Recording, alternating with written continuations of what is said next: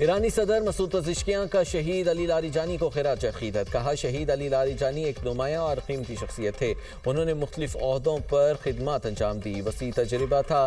علی Larijani نے خطے میں امن اور سلامتی کو فروغ دینے کی کوشش کی۔ ایرانی وزیر خارجہ عباس عراقچی کہتے ہیں رہنماؤں کی شہادت سے نظام کو ہلایا نہیں جا سکتا، یہ ایک ایسا نظام ہے جو اداروں پر قائم ہے، ہمارے سپریم لیڈر کی شہادت کے باوجود بھی نظام کو فرق نہیں پڑا۔ عباس عراقچی نے امریکہ کے اعلیٰ انسداد دہشت گردی اہلکار کے استعفے کو سراہا۔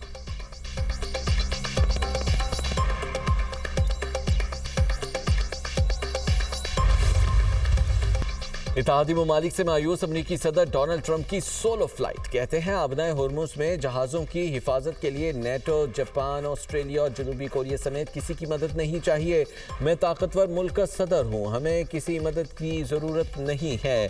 ایرانی افواج اور قیادت ختم کر دی، ایرانی قیادت اتحادیوں کے لیے خطرہ تھی، نیٹو سے ہمیں حمایت نہیں ملی، کئی ممالک ہمارے اقدام سے متفق تھے، ان ممالک نے مدد نہیں کی، نیٹو ممالک پر اربوں ڈالر خرچ کیے، نیٹو ہمارے لیے کچھ نہیں کر رہا۔ برطانوی وزیر اعظم کیئر سٹارمر سے بھی مایوس ہوا، ایران جنگ میں قطر، امارات، سعودی عرب اور بحرین کی زبردست حمایت حاصل رہی، ایران کی جنگ زیادہ دیر نہیں چلے گی، ہم ابھی خطے سے نکلنے کے لیے تیار نہیں، تاہم بہت جلد وہاں سے نکل جائیں گے۔ امریکی نیشنل کاؤنٹر ٹیررزم کے ڈائریکٹر جو کینٹ کے استعفے پر بولے، جب میں نے جوزف کینٹ کا بیان پڑھا تو احساس ہوا کہ اچھا ہوا کہ وہ چلے گئے۔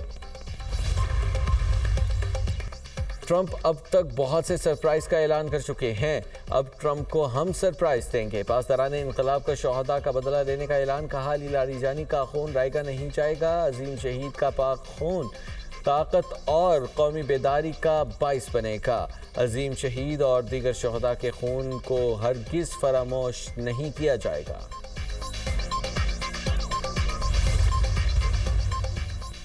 ایران کی جانب سے امریکہ اور اسرائیل پر تابڑ توڑ حملے، ایران حملوں میں 2 اسرائیلی شہری مارے گئے، اسرائیلی میڈیا کے مطابق تل ابیب کے علاقے میں ٹرین اسٹیشن کو آگ لگ گئی، اسرائیل کے شہر مقبوضہ بیت المقدس میں دھماکے سنے گئے، عرب میڈیا کے مطابق اسرائیل پر کلسٹر میزائل سے حملہ کیا گیا، ایران نے مشرق وسطی میں امریکی اڈوں کو بھی نشانہ بنایا، بغداد میں امریکی سفارت خانے اور ایئرپورٹ کے قریب امریکی سفارتی مرکز پر بھی حملہ، علاقہ دھماکوں سے گونج اٹھا، اربیل میں بھی امریکی بیس پر ڈرون حملہ کیا گیا، سعودی وزارت دفاع کا 4 ڈرونز مار گرانے کا دعویٰ۔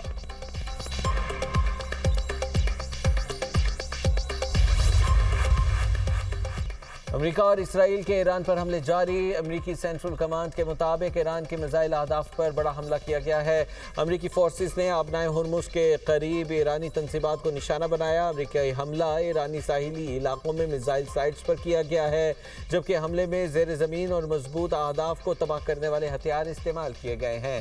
اسرائیل کے لبنان پر فضائی اور زمینی حملے، بیروت اور جنوبی لبنان میں بمباری، 2 لبنانی فوجیوں سمیت 8 افراد شہید، لبنان میں شہید افراد کی تعداد 912 ہو گئی، 2221 افراد زخمی ہو چکے ہیں۔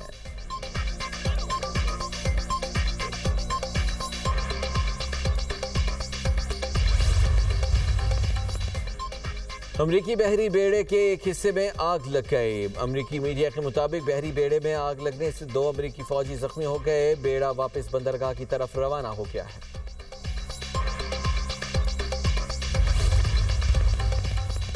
کشیدگی میں کمی کے لیے ایران اور امریکہ میں ثالثی کے لیے تیار ہیں، وفاقی وزیر اطلاعات و نشریات عطاءاللہ تارڑ کا الجزیرہ کو انٹرویو، کہتے ہیں پاکستان پہلے بھی کامیابی سے ثالثی کی کردار ادا کر چکا ہے، پاکستان ایران میں صورتحال کو بہتر بنانے اور مزید عدم استحکام کو روکنے کے لیے سنجیدہ طور پر کردار ادا کرنا چاہتا ہے، خطے کے ممالک کے ساتھ پاکستان کے درینہ تعلقات ہیں، پاکستان مختلف شراکت داروں کے ساتھ بات چیت میں مصروف ہے، وفاقی وزیر اطلاعات و نشریات کے ایران پر حملوں کی مذمت اور خلیجی ممالک سے اظہار یکجہتی۔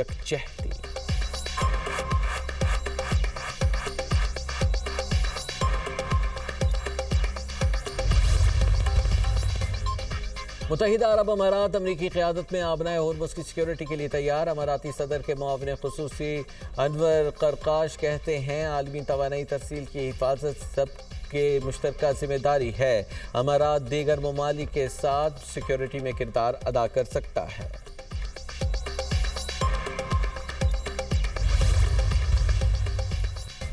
ईरान जंग पर ट्रंप इंतजामिया को बड़ा धचका। इख्तलाफात के बायस अमरीकी इंसदाद दहशतगर्दी मरकज के director Joseph Kent Mustafi Trump को लिखे गए खत में कहा कि अमरीका को ईरान से फौरी खतरा नहीं था। अमरीकी मीडिया और इसराइली हुकाम ने गलत मालूमात फैलाई। अमरीका ने ये जंग इसराइल और उसके ताकतवर अमरीकी लॉबी के दबाव पर शुरू की। आने वाली नस्ल को ऐसी जंग में भेजने की हिमायत नहीं कर सकता। इस जंग का अमरीकी अवाम के लिए कोई फायदा नहीं। उन्होंने सदर डोनाल्ड ट्रंप को मुखातिब करते हुए कहा कि दुआ है आप ईरान में मौजूद कार्रवाइयों और उनके मकासद पर गौर करें। वक्त है जुर्रतमंदाना फैसला किया जाए। आप रास्ता बदल कर मुल्क के लिए नई समत मुतय्यन कर सकते हैं। दूसरी सूरत में हम ज़वाल और इंतशार की तरफ जाएंगे।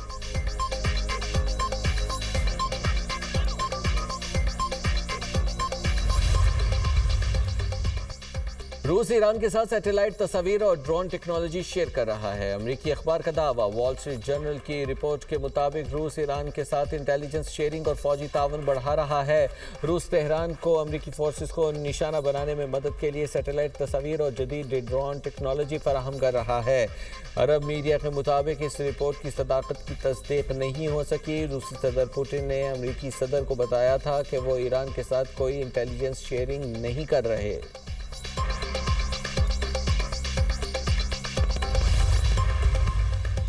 ईरानी सुप्रीम लीडर ने दो ममालिक की सालिसी तजावीज़ मुस्तरद कर दी। बरतानवी खबर एजेंसी के मुताबिक सीनियर ईरानी अहदेदार ने बताया कि नए सुप्रीम लीडर ने खारिजा पॉलिसी सेशन में इन तजावीज़ को मुस्तरद किया।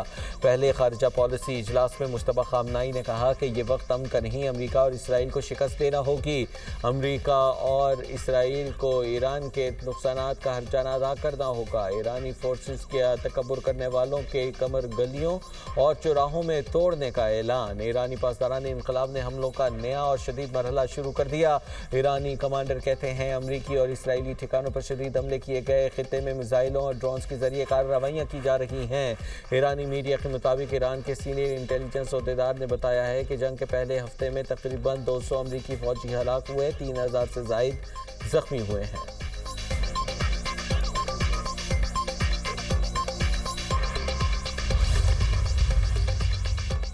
जनूबी ईरान में वाक़ बुशहर जौहरी बिजली घर के करीब मिसाइल हमला। ईरानी एटमी तवानाई इदारे की शोबे ताल्लुकात आमा का कहना है कि खुशकिस्मती से वाक़े में कोई माली, तकनीकी और ना ही जानी नुकसान हुआ। पावर प्लांट के किसी हिस्से को भी नुकसान नहीं पहुंचा। ईरानी खबर रसानी एजेंसी तस्नीम के हमले की मजम्मत। कहा कार्रवाई बैनुल अक़वामी क़वानीन की खिलाफ वर्जी है। कार्रवाई से खलीजी ममालिक के लिए नाकाबिल तलाफ़ी नताइज बरामद हो सकते हैं। बुशहर ईरान का पहला जौहरी बिजली घर है जो 2011 में फाल हुआ था।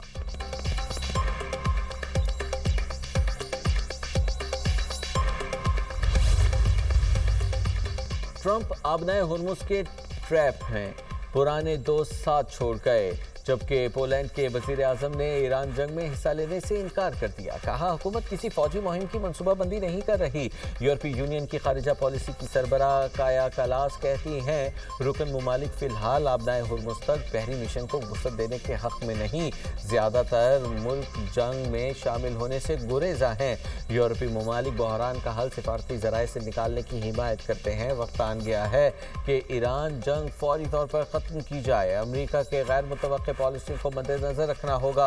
अमरीकी इक़दामात को समझना मुश्किल हो रहा है। यूरोपीय यूनियन को ईरान के खिलाफ जंग पर एतमाद में नहीं लिया गया।